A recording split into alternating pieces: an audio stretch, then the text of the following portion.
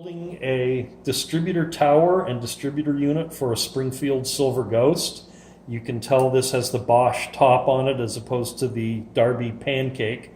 This car was exhibiting severe timing problems, and what turned out to be the case was the distributor is very loose and worn on its pivots, and it was causing the points to close up to 3 or 4 thou on one side and open up to 30 or 40 thou on the other side.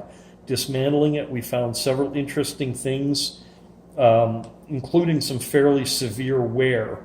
The first thing is the guide. This is what raises up and down the flyball governor, or is raised up and down by the flyball governor.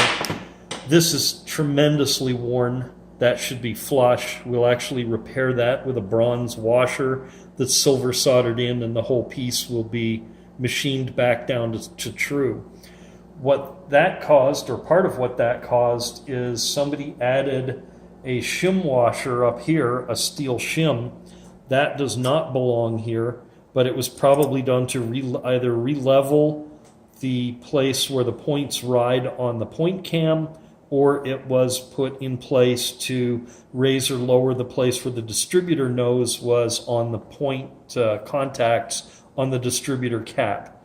And when this was put on, unfortunately, it also caused the cap to become very unstable, and it has a lot of movement in it that it absolutely should not have.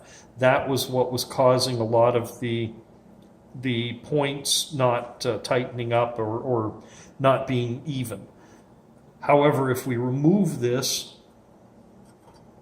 we still find that this is a worn cap or a worn piece. If it's in its natural position, you can see it moves back and forth, and if you look down inside the cover, you can see considerable amount of back and forth movement. This should rotate with absolutely no movement. Every time that moves, that's changing the position of your points and opening or closing them. We were actually seeing something like 12 to 14 thousandths of incorrect setting in the points simply based on pushing it from one side or the other. This will be repaired by putting this in a lathe and turning this smooth.